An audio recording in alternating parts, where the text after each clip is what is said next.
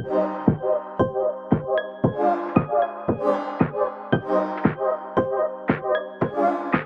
everyone, and welcome to our deep dive. Today, it's all about ChatGPT. Have you heard of it? I sure have. It's been hard to miss. Yeah, it's really making waves, and today, we're going to find out why. So what can it actually do? Well, ChatGPT can have conversations just like you and me.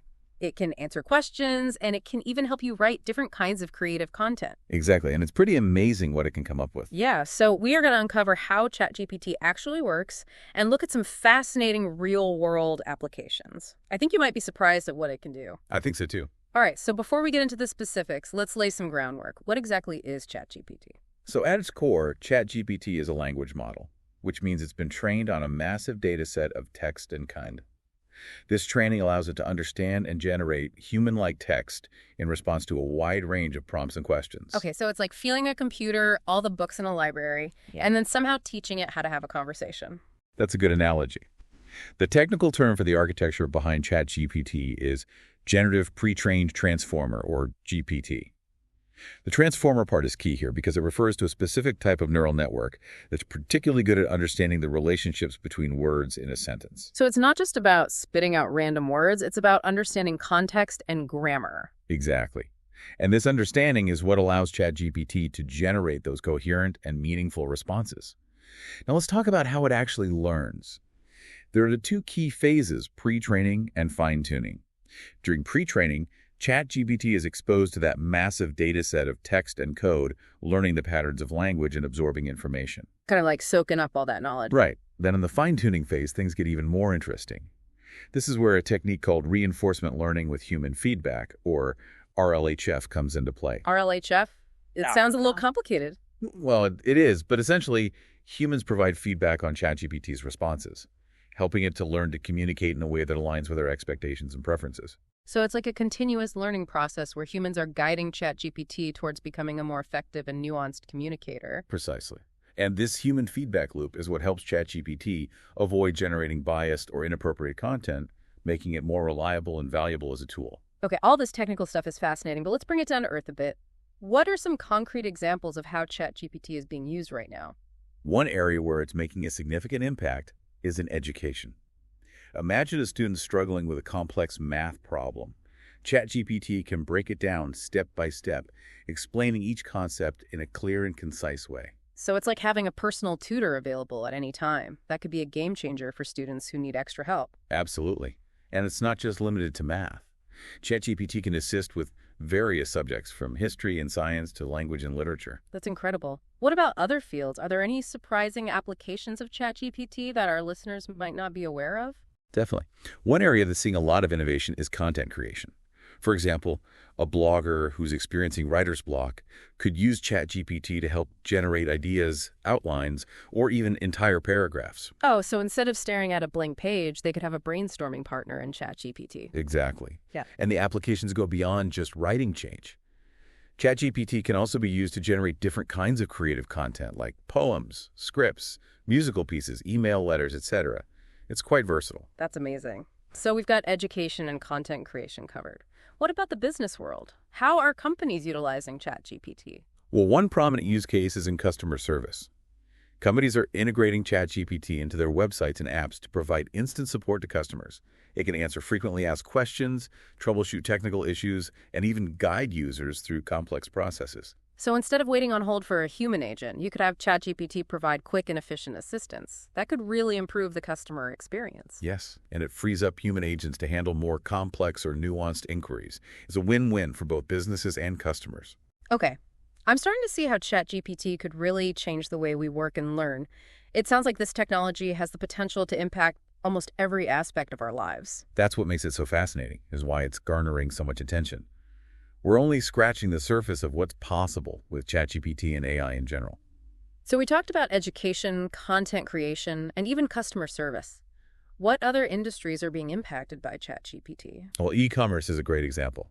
ChatGPT can analyze vast amounts of data, including product reviews and specifications to help consumers make purchasing decisions. That sounds incredibly helpful. It's like having a super-powered shopping assistant who knows exactly what you're looking for. In a way, yes. But it's important to remember that ChatGPT is a tool, And like any tool, it can be used in different ways. As consumers, we still need to be discerning and critical when evaluating information provided to us, even if it's from an AI. That's a great point. We can't just blindly trust any AI, no matter how advanced it seems.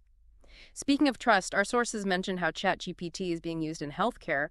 That seems like a field where trust is absolutely paramount. It definitely is.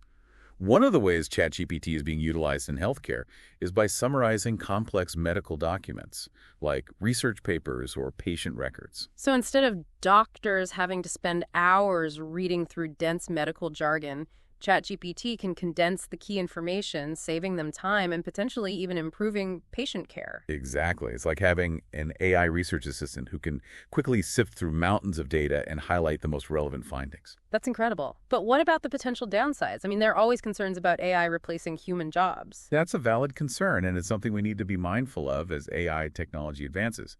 However, it's important to remember that ChatGPT is a tool, not a replacement for human expertise. So it's more about AI augmenting human capabilities rather than replacing us altogether. Precisely. In healthcare, for example, ChatGPT can help doctors make more informed decisions, but it can't replace the human touch, empathy, and critical thinking skills that are essential for patient care. That makes sense.